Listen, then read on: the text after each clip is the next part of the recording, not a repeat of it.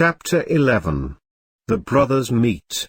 In the royal chamber at Vaux, the false king was bravely playing out his role. He did not protest as servants came in to dress him that morning, for he had watched from above, the evening before, these rituals of dress. And now, he played the part of king like he was born to it. As a result of Aramis' coaching, Philippe had little trouble recognizing his court and family. His looks, voice and manners were so like the king's that no one had the least suspicion. Philippe was beginning to feel quite at home in his new role. Aramis' absence, however, had begun to alarm him, even though D'Artagnan was at his side throughout the morning. "Let Monsieur d'Herblay be informed that I wish to speak with him," he ordered. And various members of the court scurried off to seek the bishop. His mother, Queen Anne, entered. Philippe took her hand and kissed it tenderly. Little did she know that in that kiss was a pardon for years of horrible suffering. With her hand still in his, Philippe suddenly heard a voice that seemed to come out of nowhere. "This way. This way. A few steps more, sire." "It is Monsieur Fouquet," said D'Artagnan. A terrible cry resounded from all corners of the chamber. Then, through the doorway of the secret stairs, Louis burst in, pale and wild-looking. Fouquet appeared behind him. The Queen Mother, still holding the hand of one son, uttered a cry as she beheld the other. The two princes, both pale as death, measured each other with their eyes and appeared to be about to spring upon each other. The unheard-of likeness of face, shape, and height left the whole court speechless.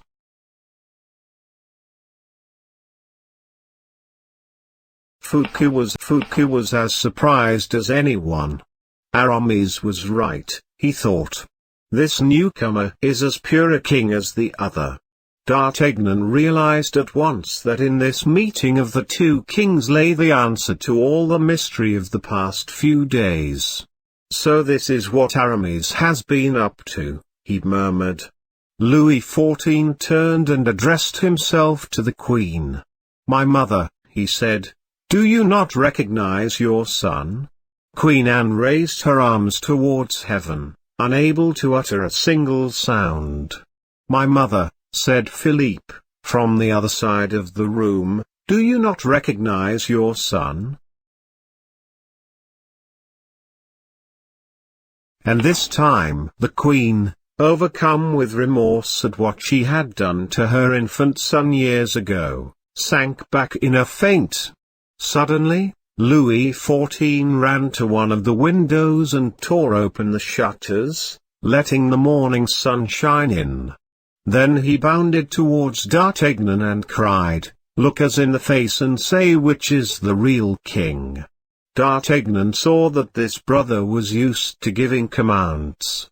And without hesitating, he walked straight up to Philippe and, laying his hand upon his shoulder, said, "Monsieur, you are my prisoner." Philippe did not stir from the spot where he seemed nailed to the floor.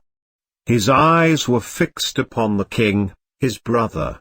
In his silent stare, he was condemning him for all his past misfortunes, and for all the tortures to come. Louis waved a pointed finger at the impostor and cried to D'Artagnan, "Conduct the prisoner to the island of Sainte Margaret. There, he shall be imprisoned and his face shall be covered with an iron mask, one which will remain on him forever." With that, Louis turned and stalked out of the room, forgetting his mother who sat motionless 3 steps away from the son she left a second time to be condemned to death. Philippe turned to Queen Anne, and in a soft but agitated voice, whispered, "If I were not your son, I should curse you, my mother, for having made me so unhappy." D'Artagnan felt a shudder go through his bones at this young man's cruel destiny. But the musketeer bowed respectfully to Philippe, saying, "Excuse me, monsieur, but I must obey my king's orders." "It is God's will," said Philippe quietly and with dignity. "I am ready." Fouquet, impressed at the young man's noble acceptance of his fate, softly whispered to D'Artagnan, "Aramis was right. This one is quite as much a king as the other." "More," replied D'Artagnan. "Much more."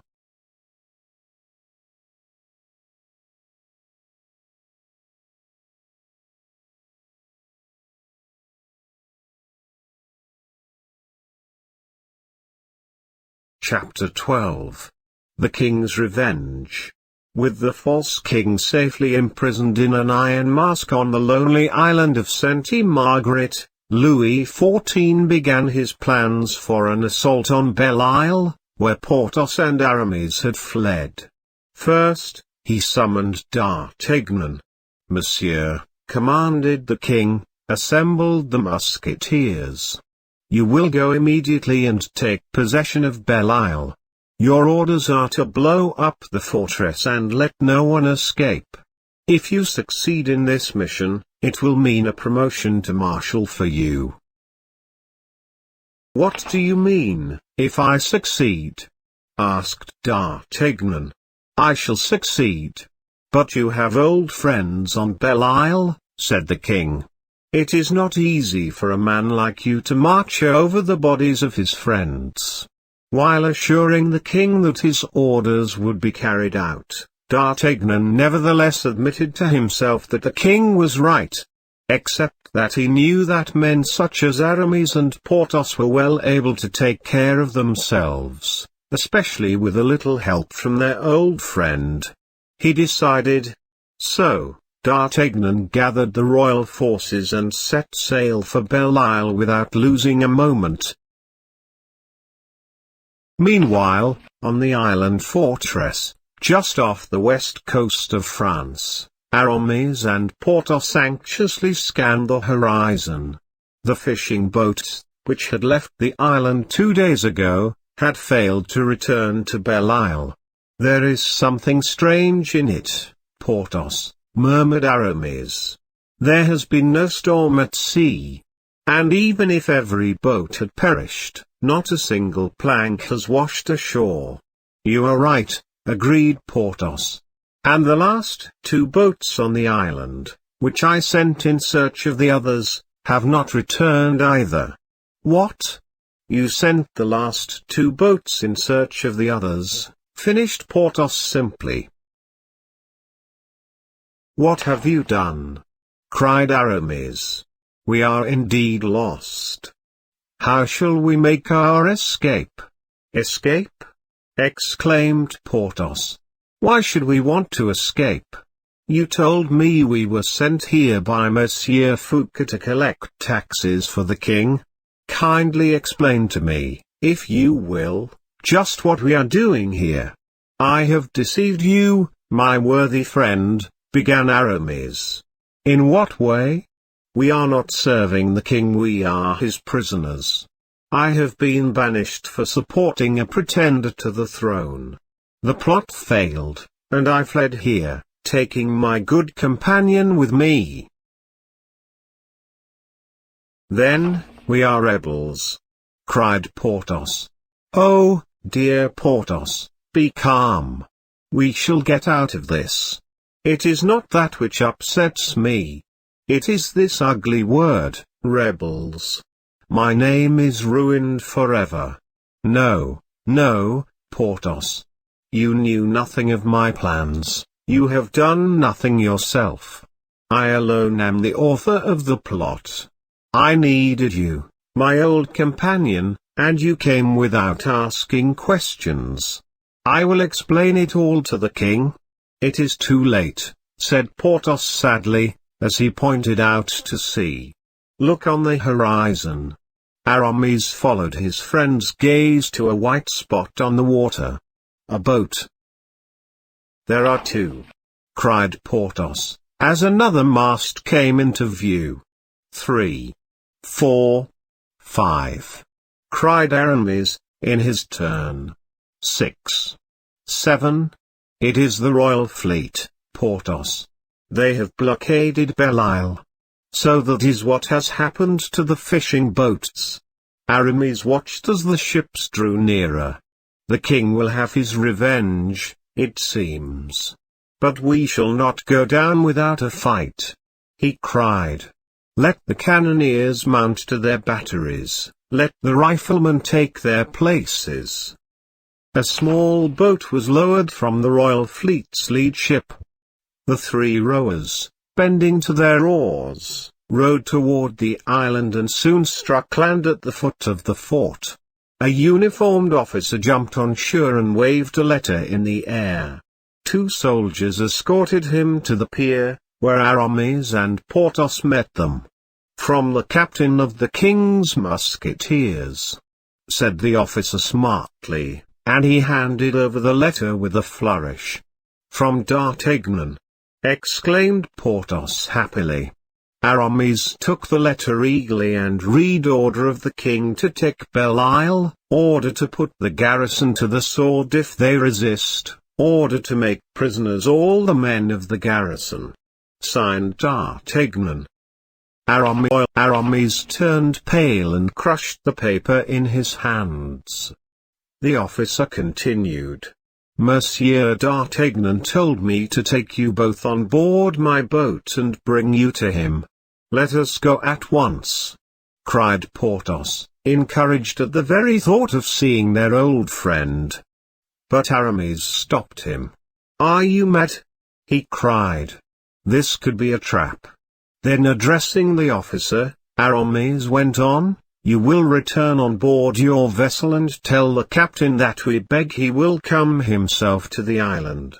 Yes, monsieur, replied the officer, and returned to his waiting boat. If it is truly D'Artagnan, said Aramis, turning to his friend, he will come to us.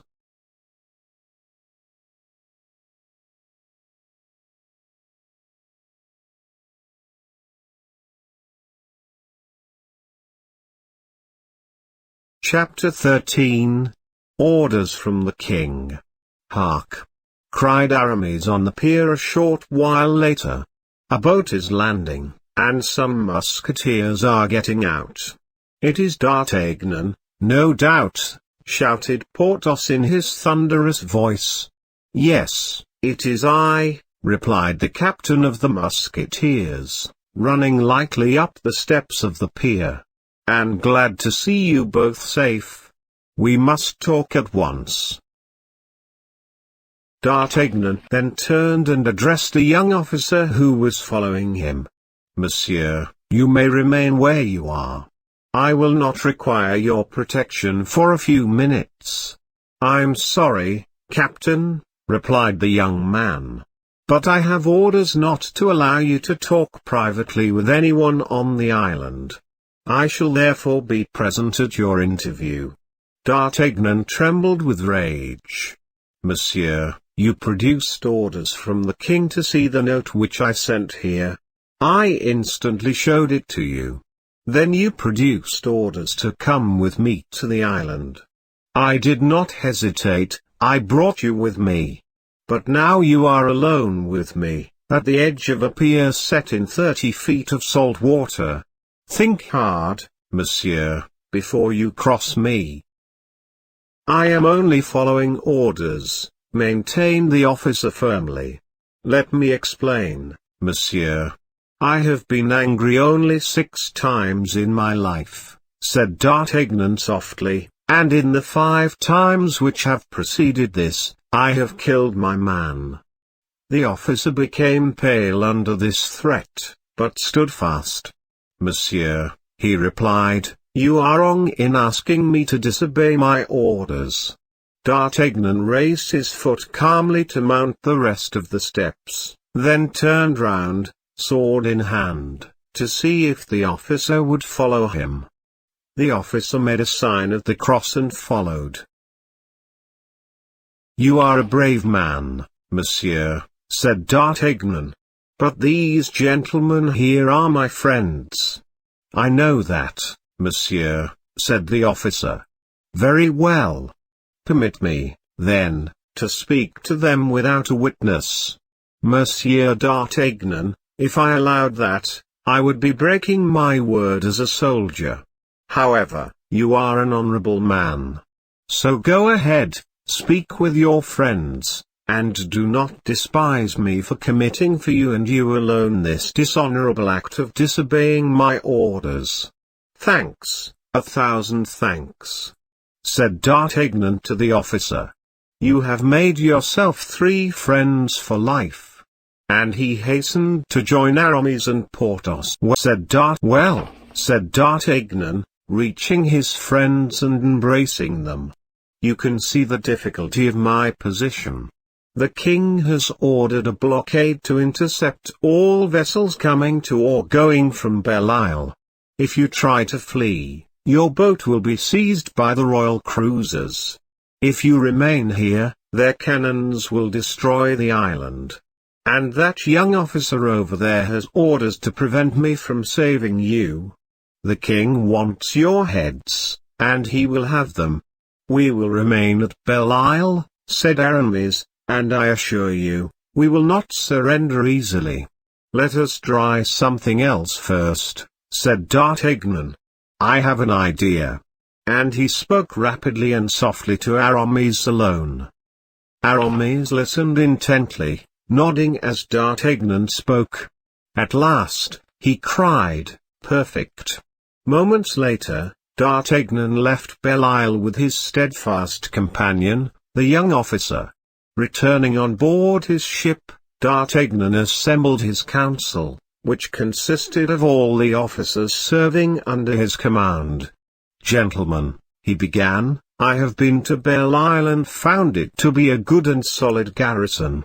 Moreover, preparations are being made for a defense which may prove troublesome.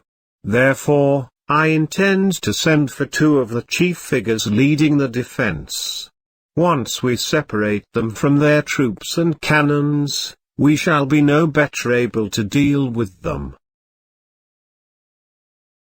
A major rose from his seat. "Monsieur," he said, "if the island is set upon rebellion, we should direct all our forces to the attack." "I beg to differ," replied D'Artagnan. "Once the leaders come on board my vessel, I will impress them with the forces at our disposal. They will yield without fighting, and we shall have the island with very little effort on our part."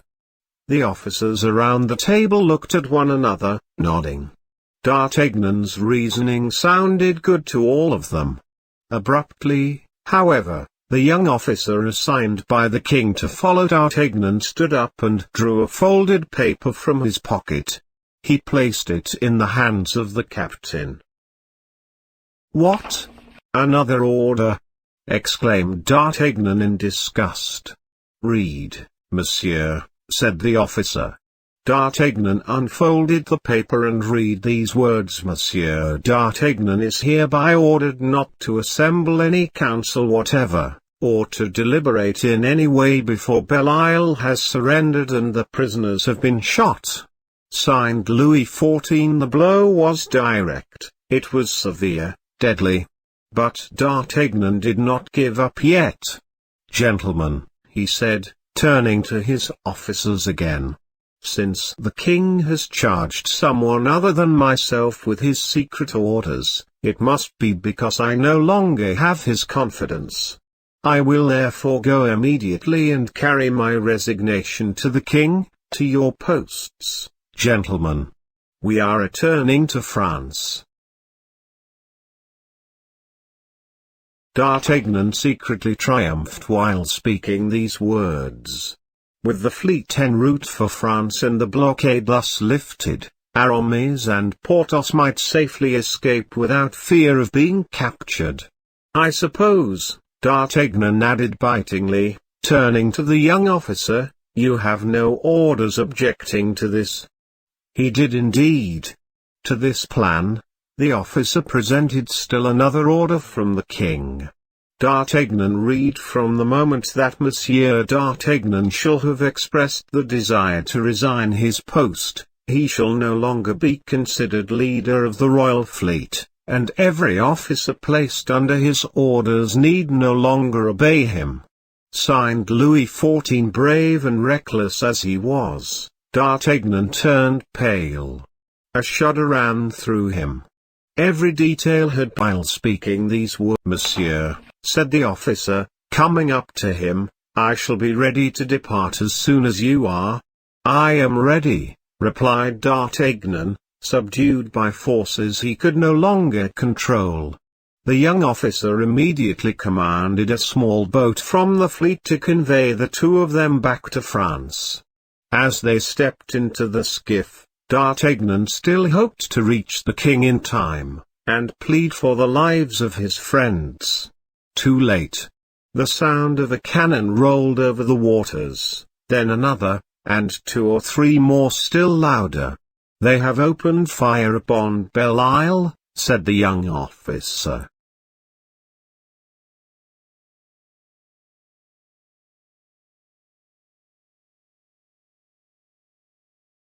Chapter 14. The attack on Belle Isle. After D'Artagnan had left Belle Isle, Aramis and Porthos entered the fortress, where the bishop revealed to his friend what the captain of the musketeers had told him. Porthos, he said happily, D'Artagnan has come through again. He has a plan. Ah, indeed, said Porthos. Let me hear it. D'Artagnan is going to resign, explained Aramis. He will command the fleet to return to France, and give his resignation to the king. While they're gone, we will get away. Or, rather, you will get away, Porthos, if there is only a chance for one of us. Porthos shook his head. We will escape together, Aramis, or we will remain here together. You have a generous heart, said Aramis. But why do you seem so distressed when freedom is so near? I will tell you, said Porthos gravely, as he sat down at a desk. I am making my will. Your will? Then you have given up all hope for escape? I am tired, said Porthos. It is the first time I have ever felt like this, and it has always meant death in my family. What on earth are you talking about? My grandfather was twice as strong as I am, began Porthos. Then your grandfather must have been Samson himself, Aramis interrupted, smiling broadly. He was out hunting one day, continued Porthos, when he felt his legs go weak. That had never happened to him before. He met a wild boar, and it attacked. My grandfather fired, but the shot missed. The beast tripped him apart. But why should that worry you now? Asked Aramis. Listen further, Porthos replied. My father was as strong as a horse, and he never knew what it meant to be tired. One evening as he rose from the table, his legs failed him. He said to mother, perhaps I shall meet a wild boar tonight, and join my father. My mother laughed. Where? Said Aramis. Later that evening, my father decided to go down for a walk in the garden before going to bed. His foot slipped on the first stair, and he fell the length of the staircase. My father died on the spot. Two deaths don't make a third, Aramis reassured his friend. Besides, when have your legs failed you? Why, you could carry a house on your shoulders right now. Perhaps, said Porthos. But lately I have been struck 4 times by this weakness. Aramis pressed his friend's hand. We will still live many years, my friend. By now, D'Artagnan must have issued his orders to clear the seas. and I have given instructions for a small boat to be brought to the cavern of Lochmaria, here on the island. What good will that do us? Asked Porthos. Nobody knows about that grotto except for ourselves and a few hunters on the island. The king's men will be watching the harbor on the other side of the island. The grotto will be unguarded, and we shall escape from there. I understand, said Porthos, nodding. And your legs?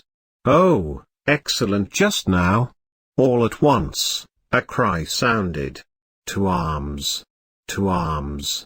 Repeated 100 voices. It's the king's fleet! Cried one of Belial's own soldiers. They're within half cannon shot. To arms! Cried Aramis, running to the pier. To arms! Echoed Porthos, following close behind.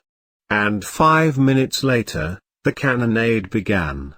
These were the shots D'Artagnan heard. But the cannons on both sides did not have good aim, so the king's ships landed, and the fighting began hand to hand. During one charge, Aramis turned to see Porthos stumble. "What's the matter, my friend?" he cried. "Nothing, nothing, only my legs. They will be better when we charge again." With that, Porthos and Aramis led their men in another charge that drove the king's soldiers back to their ships. This retreat, however, was only a trick. For on the other side of the island, another troop of the king's soldiers had landed. And the cannonade began again, this time with better aim. Learning of this, Aramis turned to Porthos. "We are lost, then," he said quietly. Pale and downcast, he assembled the citizens of the island inside the fortress and spoke to them. "The soldiers of Louis XIV have taken the island," he began. "This time, it will no longer be fair combat, it will be a massacre. Surrender, in the name of the Lord." Then Aramis turned to Porthos. "And now, my friend," he said, "let us try to make our own escape." "But how?" asked Porthos. "We shall escape by the cavern. Forward, my friend, our boat awaits us. The king has not caught us yet."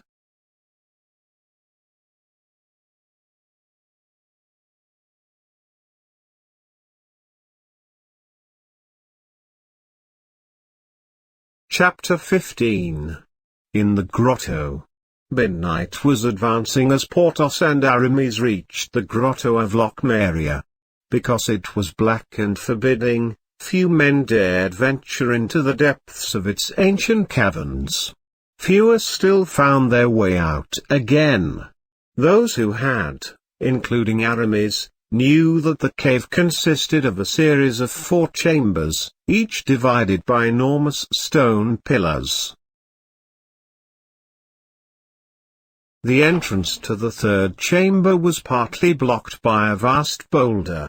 Beyond, the roof of this chamber gradually descended, and the walls narrowed into a mere passageway. This rocky passage led to the 4th chamber, which looked out onto the open sea. As they were about to enter the 1st chamber, Aramis stopped Porthos. "Allow me, my friend, to pass in first. 3 men inside are waiting for my signal." "Go on, then," said Porthos. "Ah! There is that weakness, it has just struck me again." Aramis left Porthos sitting at the entrance of the grotto. Signaling into the blackness with a cry like an owl, Aramis entered. "Are you there, Eve?" he whispered. "Yes, Monseigneur," came a whispered reply. "My 2 friends are with me, strong Bretons like myself." "Good. Go to the entrance of the grotto and help my friend in," Aramis instructed them. But Porthos, refreshed, needed no assistance, and entered on his own. "Where is the boat?" Aramis asked Eve. Over there. But do not go too near with the light, warned Eve, or you'll set off the gunpowder. Very well, said Aramis, who began to examine the boat and its supplies closely nonetheless. The boat was long and light, equipped with oars and a sail. Aramis seemed pleased. Let us consider what to do, Aramis said to Porthos. Shall we roll the boat down the beach and risk being seen? Or shall we continue on through the cave? If you please, said Eve, I know from my hunting days that the exit from the fourth chamber of the grotto is blocked by an enormous stone. I can lift it, said Porthos. Yes, I have heard that you have the strength of 10 men, replied Eve. But the grotto is dangerous. Eve is right, decided Aramis. We'll leave by the beach.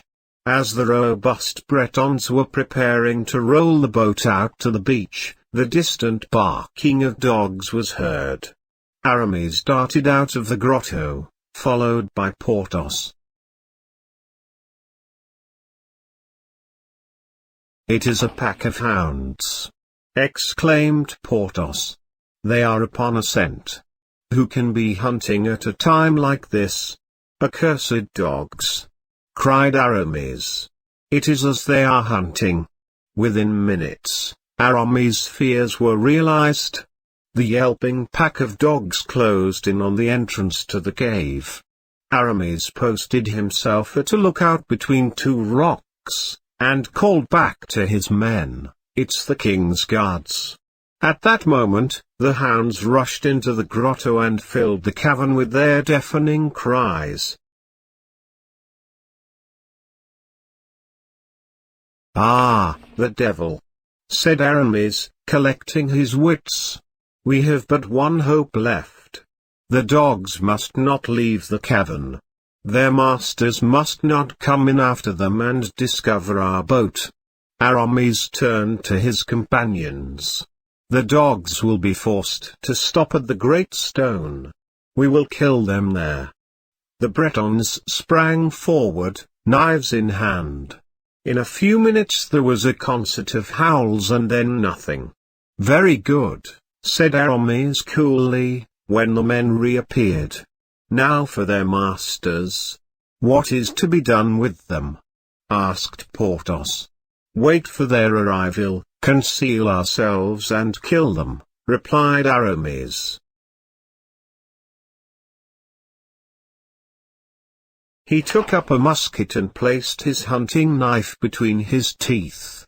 The others armed themselves likewise. The voices of soldiers could be heard outside the entrance. Then, a single guard entered and advanced blindly through the darkness.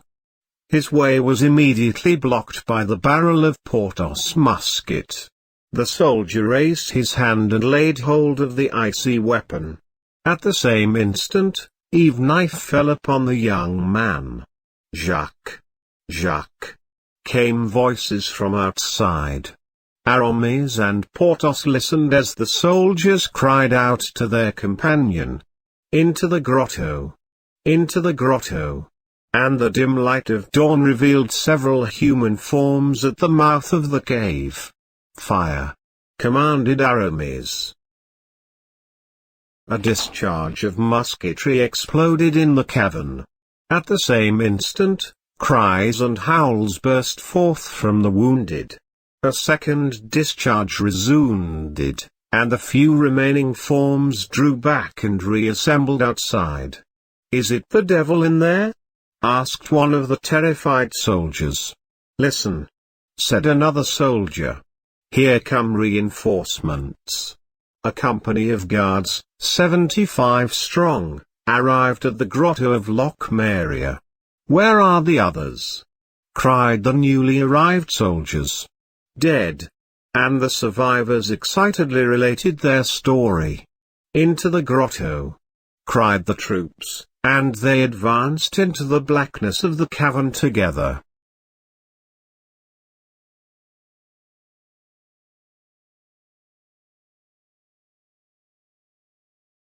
Chapter 16. 75 against 2. After the second discharge of musket fire had repulsed their attackers, Aramis quickly took stock of their situation. Clearly, they could not leave the grotto the way they had come. There was only one other way out. Beyond the great stone blocking the entrance to the third chamber, the tortuous passage led to the open sea. Aramis ordered the boat to be carried as far as the large boulder. Porthos took the boat in his great arms and lifted it. He and the Bretons descended from the first chamber into the second, and arrived at the entrance to the third. Setting down the boat, Porthos collected all his strength. Then, seizing the gigantic stone at its base, he applied his huge shoulders to it and gave one heave, then another, which made the wall crack. At the third shock, the stone gave way. Porthos braced his back against a nearby rock and shoved. The stone fell, and daylight rushed into the cavern from the outside. Then the three Bretons lifted the boat over the barricade. From his lookout in the first chamber, Aramis watched the gathering soldiers. With the cavern about to be invaded, an escape by sea was no longer possible. The daylight, which now flooded the last two chambers, would expose their escape to the full view of the soldiers. And one discharge of their muskets would riddle the boat with holes, if it did not kill them all first. Digging his hands into his hair with rage, Aramis called on both God and the devil for help. When Porthos returned, Aramis announced, "More soldiers are about to storm the grotto." "How many are out there?" asked Porthos. "More than 75, now. We could kill about 15 of them with our muskets, but no more." "Ah," said Porthos quickly. "What is to be done then? We must think of something quickly, while the Bretons get our boat into the sea." Porthos thought for a moment, then cried, "I've got it! I will place myself behind the pillar with this iron bar, then let it fall on their skulls as they come through." "Excellent, my dear friend, perfect. I approve your plan greatly. Except that you will only frighten them, and half of them will remain outside. What we want is the destruction of the entire troop. A single man left standing ruins us." "You are right," agreed Porthos. "But there are only 2 of us and 75 of them." "I have an idea," said Aramis. "Go ahead with your ambush." "But what about you?" "Don't worry about me, I have my own work. Quick, I hear voices. To your post." As Porthos stepped just inside the second chamber, holding in his hand a 50-pound iron bar, Aramis glided into the third. Outside, a command was issued and 25 men charged into the first chamber of the grotto. But as they stepped through the narrow passage into the second cavern, Porthos' iron bar fell upon each soldier's head. The advancing soldiers could see nothing. They stumbled over dead bodies, but still they came forward, walking in blood. The iron bar wiped out the first platoon without a single sound of warning to the second platoon, which was close behind. But the second platoon had uprooted a thin fir tree growing on the shore. Twisting its branches together, their lieutenant had made a torch, which now lit the cavern. Peering over the lieutenant's shoulders, the soldiers drew back in terror at the sight before them. No firing had answered their own, and yet their way was stopped by a heap of dead bodies. The lieutenant stepped backwards towards the pillar that concealed Porthos. Suddenly, a gigantic hand reached out and fastened on his throat. His outstretched arms beat the air as he uttered a stifled rattle. The torch fell and was snuffed out in blood. A second later, the corpse of the lieutenant added another body to the heap of dead that blocked up the passage. The second platoon fired a volley of musketry, which flamed, thundered, and echoed in the cavern. The explosion caused enormous fragments of stone to rain down from the roof of the vault. A deep silence followed, broken only by the footsteps of the third platoon, now entering the grotto.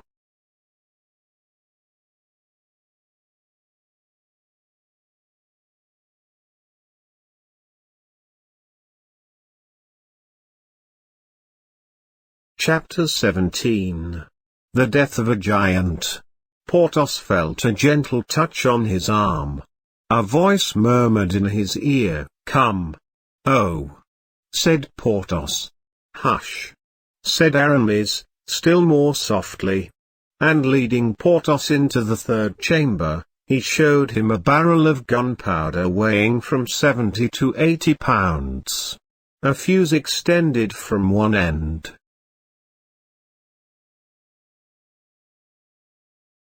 "My friend," he said to Porthos, "take this barrel, light the fuse, and throw it amidst our enemies.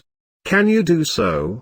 "Light it," replied Porthos, and he lifted the barrel with one hand. "Wait until they are all massed together," instructed Aramis, "and then hurl it in their midst." "Light it," repeated Porthos. "I will join the Bretons in the boat," continued Aramis, "and we'll wait for you on shore. Throw your barrel strongly, and then run." "Light it," said Porthos a third time. Aramis gave the burning match to Porthos and hurried out the fourth chamber and to the boat. Porthos put the match to the fuse. For 2 seconds, the burning wick lit up the cavern. The terrified soldiers beheld a giant, surrounded by a heap of bleeding bodies. They saw the barrel of gunpowder in his hand, and understood at once what was going to happen. Together, they uttered one terrible shriek of agony. Some tried to flee, but they fell over the bodies of other men. An officer of the third platoon ordered his men to fire upon Porthos. But their shots hit other soldiers, or bounced off the walls of the vault. Porthos replied with a burst of laughter. Then, the arm of the giant swung round. Like a falling star, the barrel flew through the air and fell among the shrieking soldiers. Porthos fled as Aramis had directed him, and reached the fourth chamber. Air, light, and sunshine greeted him. 100 paces beyond, their boat danced upon the waves. There were his friends. There was liberty. There was life after victory. 6 more strides and he would be out of the cavern. 2 or 3 vigorous springs more and Suddenly, he felt his knees give way. His legs yielded under him. "Oh, no!" he cried. "There is my weakness again. I can walk no farther." Watching from the boat, Aramis called out to him. "Come on, Porthos. Come quickly." "No!" gasped the giant, making an effort with every muscle of his body. "No, I cannot." He fell upon his knees, but his great hands clung to the rocks of the cavern, and he raised himself up again. "Quick! Quick!" urged Aramis, bending forward toward the shore, as if to draw Porthos to him with his arms. "Here I am," stammered Porthos, collecting all his strength to make one step more. "In the name of heaven, Porthos, make haste!" shouted Aramis. "The barrel will blow up." But there was no longer time. The terrible thunder of the explosion split the rocks of the cavern like wood under an axe. A jet of fire, smoke, and dust sprang up from the middle of the grotto. The sea flowed back as if driven by the blast of fire from the cavern. Cries, howls, and lives were all smothered in one great crash, as the first three chambers collapsed into each other. This frightful shock seemed to restore strength to Porthos, and he rose to his feet. But at the same moment, the walls of the fourth chamber, no longer supported by the others, began to fall in. Porthos extended his vast hands to the right and left. A gigantic boulder came to rest on each. He bent his head, and a third granite mass sank between his shoulders. For a moment, Porthos stood framed in granite. Then the rocks, which would have been enough to crush 10 men, pressed him to his knees. The giant fell without uttering a cry for help. His arms stiffened for one last effort, then gave way. His shoulders sank. Aramis sprang out of the boat. "Porthos! Porthos!" he cried. "Where are you? Speak!" The last sighs of the valiant giant guided him amidst the ruins. In a surge of strength, Aramis put his shoulder to the mass of rocks. The immense tomb gave slightly, and Aramis caught a glimpse of the still brilliant eyes of his friend. Leaving one man to guard the boat, 2 of the Bretons rushed up with their iron levers, and united their strength with Aramis. But their efforts were in vain. The 3 men slowly gave up with cries of grief. From his rocky tomb, Porthos watched them exhaust themselves in a hopeless struggle. "Too heavy," protested the rough voice of Porthos in a final gasp. Then the eyes darkened and closed. The giant head sank down, with Porthos breathing his last sigh. With him sank the rock, which even in his agony he had held up. The 3 men dropped their levers. Then, breathless and pale, Aramis knelt down and listened at the stone for signs of life from his friend. Nothing more. Porthos slept the eternal sleep, in the tomb which God had made to fit his measure.